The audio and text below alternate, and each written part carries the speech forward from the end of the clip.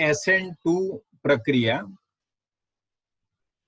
Most important theory દ્વિઆણવીય કેન્દ્રાનુરાગી વિસ્થાપન પ્રક્રિયા દ્વિઆણવીય કેન્દ્રાનુરાગી વિસ્થાપન પ્રક્રિયા દ્વિઆણવીય એટલા માટે કહેવામાં આવે છે કે બે અલગ અલગ અણુઓ ઉપર આધાર રાખે છે એક છે પ્રક્રિયક સબસ્ટ્રેટ જે હોય એ આલ્કાઇલ હેલાઇડ અને બીજો છે આપણો કેન્દ્રાનુરાગી પ્રક્રિયક આ બંનેની સાંદ્રતા ઉપર આધાર રાખે છે માટે એને દ્વિઆણવીય કેન્દ્રાનુરાગી વિસ્થાપન પ્રક્રિયા કહેવાય ઓકે અને એટલા માટે જ એનો પ્રક્રિયાક્રમ બે લખવામાં આવે છે પ્રક્રિયાક્રમની વિગતવાર માહિતી આપણે ચેપ્ટર નંબર 4 રાસાયણિક ગતિશાસ્ત્રમાં ભણીશું હવે ધ્યાનથી જોજો મિત્રો કેન્દ્રાનુરાગી પ્રક્રિયક છે આપણો આ કેન્દ્રાનુરાગી પ્રક્રિયક OH- કેન્દ્રાનુરાગી પ્રક્રિયક OH- કેન્દ્રાનુરાગી પ્રક્રિયકની પ્રક્રિયા alkyl halide RX alkyl halide substrate પ્રક્રિયક સાથે એની પ્રક્રિયા કરવામાં આવે હવે આલ્કાઇલ હેલાઇડમાં કાર્બન ઉપર આંશિક ધન વીજભાર છે અને હેલોજન ઉપર આંશિક ઋણ વીજભાર છે કેન્દ્રાનુરાગી પ્રક્રિયક જે છે એ ઋણ વીજભાર ધરાવે છે અહીં જે આપણે કેન્દ્રાનુરાગી પ્રક્રિયક લઈશું SN2 માં એ પ્રબળ કેન્દ્રાનુરાગી પ્રક્રિયક લઈએ છીએ કેમ તો પ્રબળ કેન્દ્રાનુરાગી પ્રક્રિયક જે છે એ આલ્કાઇલ હેલાઇડ ના ધન વીજભારિત કાર્બન તરફ આકર્ષાય છે આલ્કાઇલ હેલાઇડમાં એક કાર્બન હાજર છે જ અગાઉથી બરોબર કાર્બન અને એની સાથે જુઓ Cl- આ પણ એક કેન્દ્રાનુરાગી પ્રક્રિયક જ છે ઋણ વીજભાર ઓકે હવે આ જે કેન્દ્રાનુરાગી પ્રક્રિયક છે એ ધન વીજભાર તરફ આકર્ષાય કાર્બન તરફ આકર્ષાય એટલે કાર્બન ઉપર હુમલો કરે પણ કાર્બન ઉપર હુમલો કરશે તો એક કાર્બન સાથે જોડાયેલ ઋણ વીજભારિત હેલોજન હાજર છે માટે એ બંને વચ્ચે અપાકર્ષણ બળ અનુભવાય માટે આ જે હેલોજન છે Cl એની વિરુદ્ધ દિશામાંથી જ OH દાખલ થાય એનું વિરુદ્ધ દિશામાં જ OH એ કાર્બન ઉપર એટેક કરશે ઓકે તમે એના પછીની સંક્રાંતિ અવસ્થામાં એ જોઈ શકો છો સંક્રાંતિ અવસ્થામાં આપણે જોઈ શકીએ છીએ કે Cl જે ઋણ વીજભારિત હતો એની વિરુદ્ધ દિશામાં જ OH નવો દાખલ થનાર કેન્દ્રાનુરાગી પ્રક્રિયક એ દાખલ થયો ઓકે હવે આ સંક્રાંતિ અવસ્થા છે સંક્રાંતિ મધ્યસ્થી અવસ્થા નથી આ સંક્રાંતિ અવસ્થા છે ટ્રાન્ઝિશન સ્ટેટ સંક્રાંતિ અવસ્થામાં આપણે ધ્યાનથી જોઈએ તો કાર્બન સાથે જુઓ 5 જોડાયેલા છે પરમાણુઓ 5 અલગ અલગ પરમાણુ જોડાયેલા છે માટે આ અસ્થાયી હોય આ જે સંક્રાંતિ અવસ્થા જે છે એ અસ્થાયી હોય અને એનું અલગીકરણ પણ ના થાય છૂટું પણ ના થાય આના આઇસોલેટેડ કરી શકાય નહીં અસ્થાયી છે કેમ અસ્થાયી બન્યું તો એનું રીઝન Cl હતું અને એની હાજરીમાં OH એટેક કર્યો કાર્બન ઉપર હુમલો કર્યો એટલે આ જે બંધ છે કાર્બન અને હેલોજન વચ્ચેનો બંધ જે છે એ ધીરે ધીરે નિર્બળ બનતો જાય આ બંધ જે છે એ નિર્બળ બનતો જશે આ બંધ ધીરે ધીરે નિર્બળ બને અને આ જે બંધ છે કાર્બન અને ઓક્સિજન વચ્ચેનો એ બંધ ધીરે ધીરે મજબૂત બનતો જશે ઓકે એટલે અમુક સમય પછી આપણે જોઈ શકીએ કે મળતી નિપજમાં કાર્બન સાથે જે જોડાયેલ Cl હતો દૂર થનાર સમૂહ અવશિષ્ટ સમૂહ તરીકે પણ ઓળખાય એ દૂર થશે અને આપણને નિપજ મળી હવે સંક્રાંતિ અવસ્થામાં કાર્બન સાથે જોડાયેલ 3 હાઇડ્રોજન જે છે એ એક જ સમતલમાં હોય છે 3 CH બંધ એક જ સમતલમાં ગોઠવાય છે હવે જ્યારે અંતિમ નિપજ મળે એ અંતિમ નિપજની અંદર આપણે જોઈ શકીએ છીએ કે પ્રક્રિયકમાં Cl જે હતો એની વિરુદ્ધ દિશામાં જ બનતી નિપજમાં OH દાખલ થયો વિરુદ્ધ બાજુએ જ OH દાખલ થાય છે અથવા તમે એ પણ જોઈ શકો છો, જોજો નીચે અહીંયા કાર્બન સાથે જોડાયેલ હાઇડ્રોજન જુઓ પહેલા આ રીતે હતા, ડાબી બાજુએ હતા અને હેલોજન આ બાજુ છે. મળતી અંતિમ નિપજમાં આપણે જોઈ શકીએ છીએ કે કાર્બન સાથે જોડાયેલા હાઇડ્રોજન હતા એની દિશા ઉલટાઈ ગઈ. જુઓ વધારે પવન હોય તો છત્રી જે હોય આપણો કાગડો બની જાય ને, તો કાગડો બની ગયો, છત્રી જોઈ ઊંધી થઈ ગઈ. OH આ બાજુ દાખલ થયો વિરુદ્ધ દિશામાં, એટલે બધું વિરુદ્ધ દિશામાં થયું, માટે એને વ્યુત્ક્રમણ કહેવાય. વ્યુત્ક્રમણ એટલે વિરુદ્ધનું, વ્યુત્ક્રમણ ઇન્વર્ઝન એટલે વિરુદ્ધનું. વિન્યાસ, વિન્યાસ એટલે શું એવો પ્રશ્ન થાય તો મિત્રો વિન્યાસ એટલે ગોઠવણી. કાર્બન પરમાણુની આજુબાજુ ઘટક કણો પરમાણુઓની કે ક્રિયાશીલ સમૂહની જે ગોઠવણી છે એ ગોઠવણીને વિન્યાસ તરીકે ઓળખવામાં આવે છે. ક્લિયર? આ જે મળી નિપજ એમાં પ્રક્રિયા કરતા વિરુદ્ધ દિશામાં જ OH દાખલ થયો, માટે આને વિન્યાસનું વ્યુત્ક્રમણ તરીકે પણ ઓળખવામાં આવે છે. વિન્યાસના વ્યુત્ક્રમણ તરીકે ઓળખવામાં આવે છે. આ પ્રક્રિયામાં બીજી એક વસ્તુ યાદ રાખવા જેવી હોય તો ખાસ, આ પ્રક્રિયા એક જ તબક્કામાં થાય છે. જુઓ આ પ્રક્રિયા એક જ તબક્કામાં થાય છે. મધ્યસ્થી મળતો નથી, મધ્યસ્થી બનતો નથી. બીજું, સંક્રાંતિ અવસ્થામાં આપણે જોઈ શકીએ છીએ કે આપણો જે પ્રક્રિયક હતો એ પણ છે અને કેન્દ્રાનુરાગી પ્રક્રિયક OH બંને હાજર છે, બંને હાજર છે, માટે SN2 માં પ્રક્રિયા વેગ એ પ્રક્રિયક અને કેન્દ્રાનુરાગી પ્રક્રિયક બંનેની સાંદ્રતા ઉપર આધાર રાખે. માટે અહીં જે મેં પ્રક્રિયા વેગ લખ્યું ને એમાં K એટલે અચળાંક છે, પછી RX એટલે આલ્કાઇલ હેલાઇડ જે હતો એની સાંદ્રતા નો ઘાતાંક 1, કેન્દ્રાનુરાગી પ્રક્રિયક NU ઓકે બંનેની સાંદ્રતા ઉપર આધાર રાખે છે, માટે આપણે લખ્યું બંનેનો ઘાતાંક 1 છે, બંનેનો ઘાતાંક 1 છે, માટે કુલ પ્રક્રિયા ક્રમ કેટલો લઈ શકાય? 2. દ્વિઆણવીય કેન્દ્રાનુરાગી પ્રક્રિયા એટલા માટે જ કહીએ છીએ કે આમાં પ્રક્રિયા વેગ બંને અણુની સાંદ્રતા ઉપર આધાર રાખે. સંક્રાંતિ અવસ્થામાં બંને અણુ એકબીજા સાથે જોડાયેલા છે, માટે આનો પ્રક્રિયા ક્રમ 2 થાય અને પ્રક્રિયા વેગ પણ બંનેની સાંદ્રતા ઉપર આધાર રાખે છે. ઓકે, હવે અગત્યની બીજી એક સમજવા જેવી વાત ધ્યાન રાખજો. હવે પ્રતિક્રિયાત્મકતા, આલ્કાઇલ હેલાઇડની જે SN2 પ્રક્રિયા છે એની પ્રતિક્રિયાત્મકતા શેના ઉપર આધાર રાખે? તો પ્રતિક્રિયાત્મકતાની વાત કરીએ તો પહેલા હું લઉં છું આલ્કાઇલ હેલાઇડ CH3Cl. ધ્યાનથી જોજો, સમજવાનો મુદ્દો આવ્યો. CH3Cl લીધું મેં, CH3Cl. હવે એની સાથે હું કેન્દ્રાનુરાગી પ્રક્રિયકની પ્રક્રિયા કરું, આપણે જે કરીએ પ્રમાણે કેન્દ્રાનુરાગી પ્રક્રિયક, તો આ કેન્દ્રાનુરાગી પ્રક્રિયક જ્યારે ધન વીજભારિત કાર્બન ઉપર હુમલો કરે ત્યારે એને અવરોધ તરીકે ફક્ત 3 જ હાઇડ્રોજન પરમાણુ નળે, 3 હાઇડ્રોજન પરમાણુ. ઓકે, પરંતુ જ્યારે આલ્કાઇલ હેલાઇડના બદલે હું પ્રાથમિક આલ્કાઇલ હેલાઇડ લઉં, પ્રાથમિક આલ્કાઇલ હેલાઇડ એટલે ધ્યાનથી જોજો CH3C પ્રાઇમરી કાર્બન H અને Cl, આ પ્રાઇમરી કાર્બન છે, આ પ્રાથમિક હેલાઇડ થયો, પ્રાથમિક હેલાઇડ. હવે પ્રાથમિક હેલાઇડની પ્રક્રિયા જો હું કેન્દ્રાનુરાગી પ્રક્રિયક સાથે કરું તો એમાં આપણને શું જોવા મળશે? કેન્દ્રાનુરાગી પ્રક્રિયક જે છે એ જ્યારે કાર્બન ધન વીજભારિત કાર્બન ઉપર હુમલો કરે ત્યારે એને આ જે મિથાઇલ સમૂહ જે છે પહેલાથી જોડાયેલો છે, આ મિથાઇલ સમૂહ અવકાશીય અવરોધક અસર ઉત્પન્ન કરે, એટલે ટૂંકમાં અવરોધ તરીકે વર્તે.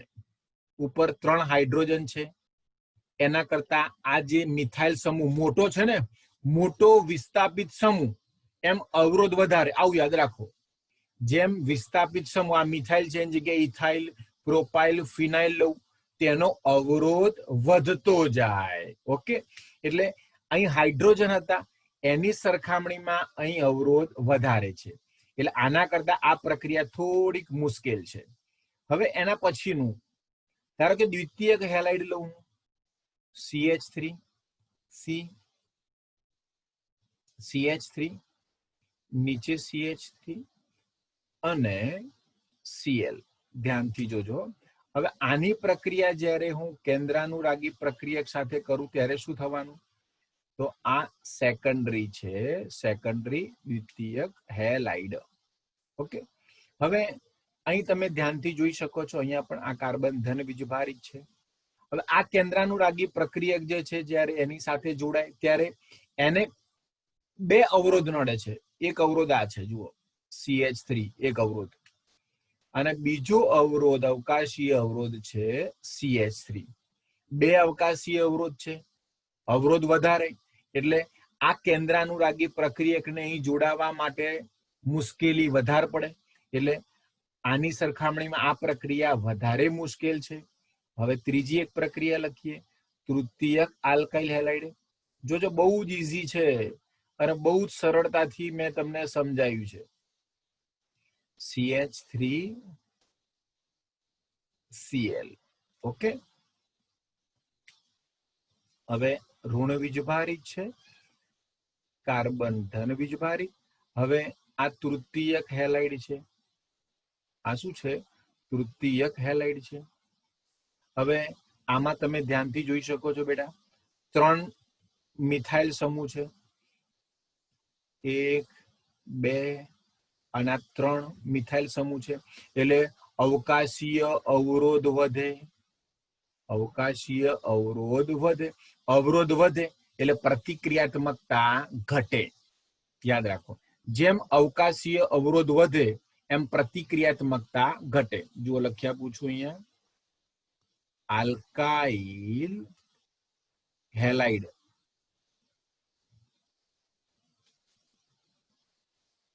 ની આલ્કાઇલ હેલાઇડની પ્રતિક્રિયાત્મકતા જે છે ને, અવકાશીય અવરોધના વ્યસ્ત પ્રમાણમાં હોય. અવરોધ વધે, પ્રતિક્રિયાત્મકતા ઘટે. એટલે 1/, અવકાશીય અવરોધ. જોજો, અવકાશીય અવરોધ. અવકાશીય અવરોધ એટલે શું? તો સમજવા માટે લખું છું, મોટો વિસ્થાપિત સમૂહ. મોટો વિસ્થાપિત સમૂહ, જેમ વિસ્થાપિત સમૂહ મોટો એમ અવરોધ વધારે. અવરોધ વધારે એટલે પ્રતિક્રિયાત્મકતા ઘટે. ક્લિયર? તો પ્રતિક્રિયાત્મકતાનો હું ક્રમ લખું છું. સૌથી વધારે ઝડપથી પ્રક્રિયા કોણ આપશે? Alkyl halide, methyl chloride. એનાથી મુશ્કેલ પ્રાથમિક, એનાથી મુશ્કેલ દ્વિતીયક, અને સૌથી વધારે મુશ્કેલ તૃતીયક.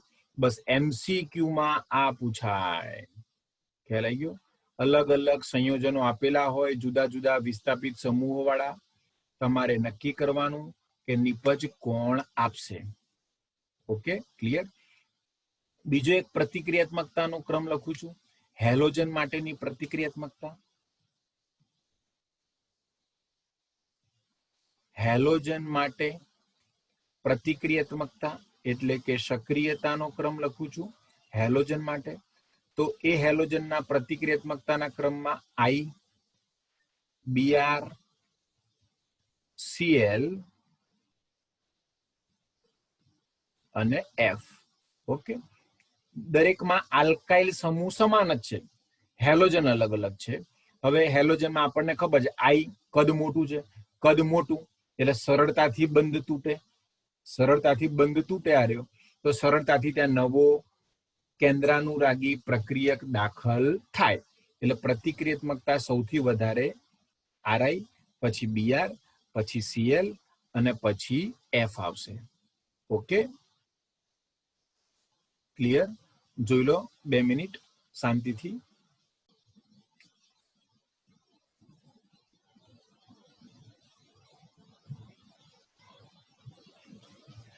SN1 પ્રક્રિયા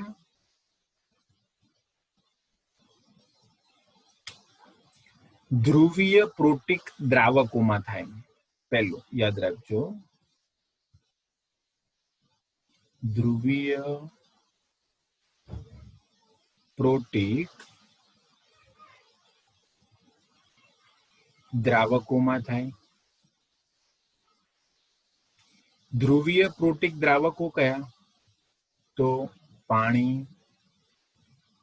એસિટિક એસિડ, CH3, COOH અને આલ્કોહોલ મિથેનોલ.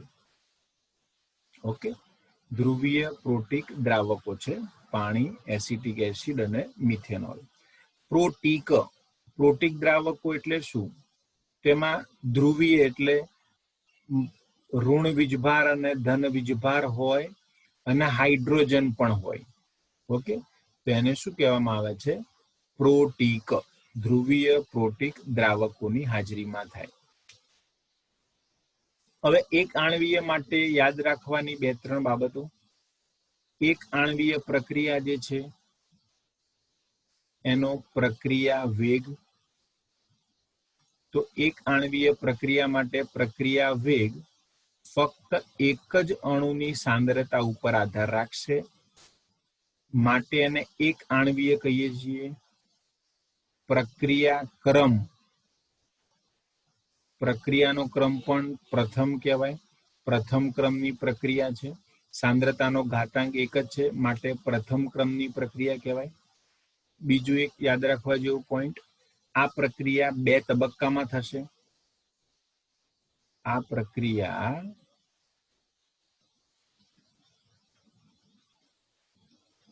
2 તબક્કામાં થાય. ઓકે, હવે એનું એક્ઝામ્પલ લઈએ. તૃતીયક butyl bromide, CH3 C CH3 CH3 અને Br. તૃતીયક બ્યુટાઇલ બ્રોમાઇડ જે છે આ એની પ્રક્રિયા કેન્દ્રાનુરાગી પ્રક્રિયક. કેન્દ્રાનુરાગી પ્રક્રિયક સાથે પ્રક્રિયા કરીએ એટલે આપણને મળશે તૃતીયક બ્યુટાઇલ આલ્કોહોલ. તૃતીયક બ્યુટાઇલ આલ્કોહોલ અને આ દૂર થનાર સમૂહ છે. Br- એ દૂર થનાર સમૂહ. આ નિપજ છે તૃતીયક બ્યુટાઇલ આલ્કોહોલ. ઓકે, આ છે તૃતીયક બ્યુટાઇલ બ્રોમાઇડ. આ નિપજ મળે છે. Br અહીંયા એટેક કર્યો. ઓકે, હવે આ જે પ્રક્રિયા જે દર્શાવી આપણે, એ પ્રક્રિયા 2 તબક્કામાં થાય છે. આ પ્રક્રિયા 2 તબક્કામાં થાય છે. કયા 2 તબક્કામાં એ આપણે જોઈએ વિગતવાર. આ પ્રક્રિયા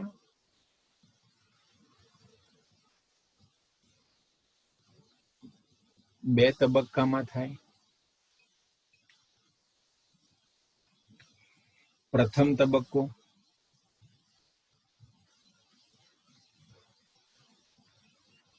સ્ટેપ 1. હવે પહેલું સ્ટેપ છે કે આ જે આલ્કાઇલ હેલાઇડ જે છે, તૃતીયક આલ્કાઇલ હેલાઇડ, જોજો ધ્યાનથી સમજો. તૃતીયક આલ્કાઇલ હેલાઇડની પ્રક્રિયા જોજો. પહેલા તબક્કામાં ક્યાંય કેન્દ્રાનુરાગી પ્રક્રિયક આવતો નથી.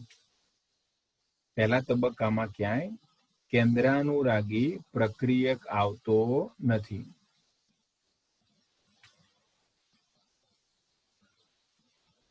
આ પ્રક્રિયા પ્રતિવર્તી છે. પહેલો તબક્કો ખૂબ જ ધીમો છે, ધીમો અને પ્રતિવર્તી. પહેલા તબક્કામાં તમને કાર્બોકેટાયન મળશે ધન વીજભારિત CH3 થ્રાઇસ C+, ધન વીજભારિત કાર્બોકેટાયન મળ્યો અને Br દૂર થઈ ગયો.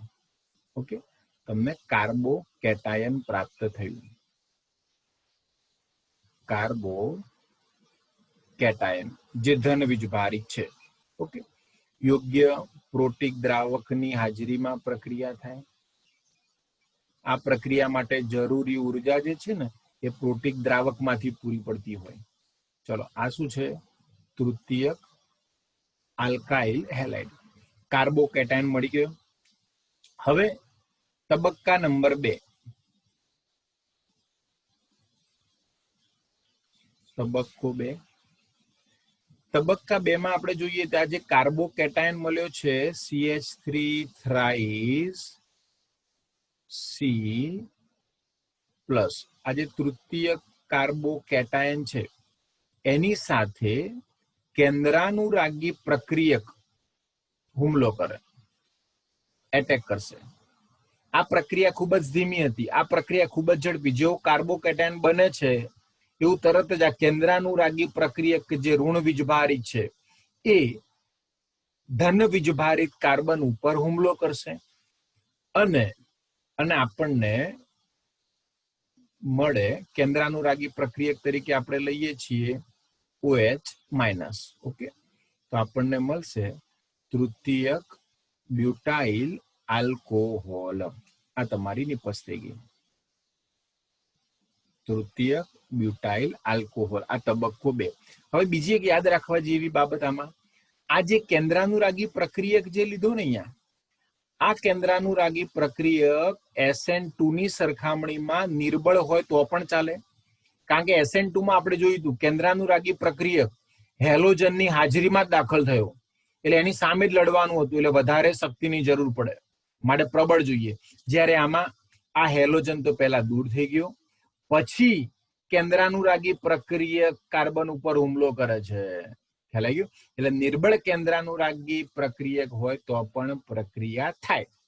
ઓકે, બીજી એક બાબત યાદ રાખવા જેવી, SN2 માં શું હતું?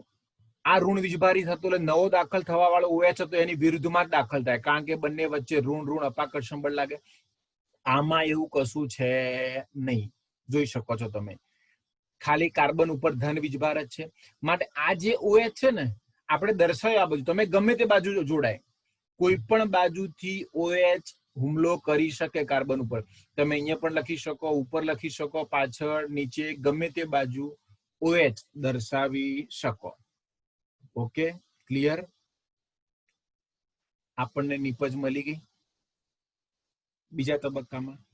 હવે આ પ્રક્રિયા 2 તબક્કામાં થઈ.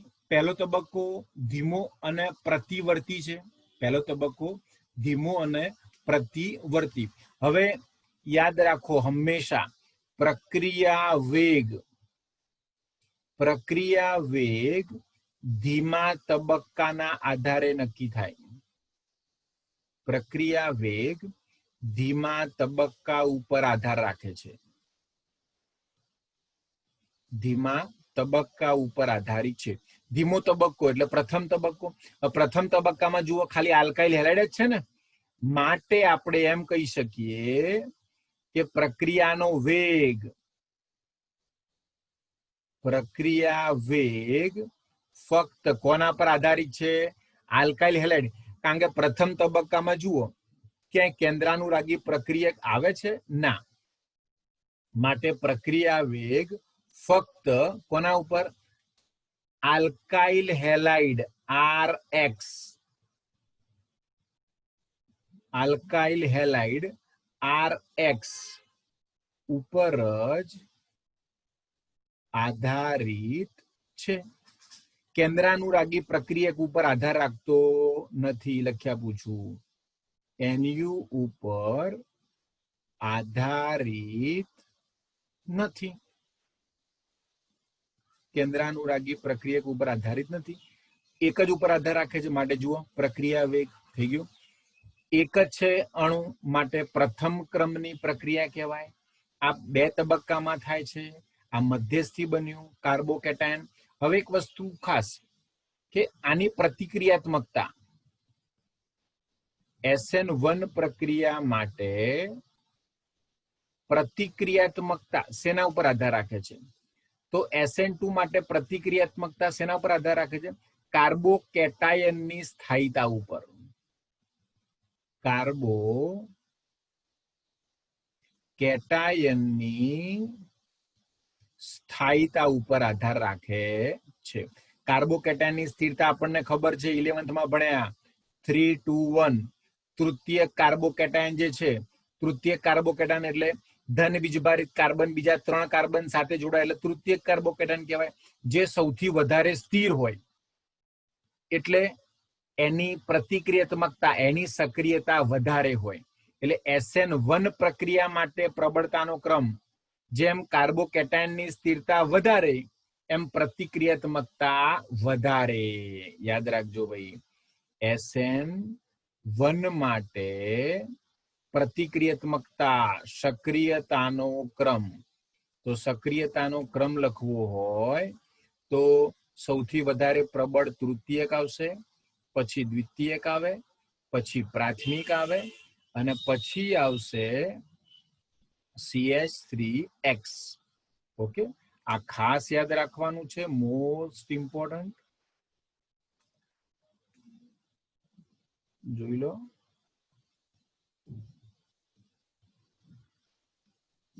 Most important. SN1 માટે સક્રિયતાનો ક્રમ SN2 કરતા વિરુદ્ધનું હશે, 3 2 1. અને લાસ્ટમાં આવશે આલ્કાઇલ હેલાઇડ. જેમ કાર્બોકેટાયનની સ્થિરતા વધારે એમ સક્રિયતા વધારે છે. Okay, clear? જુઓ ધ્યાનથી.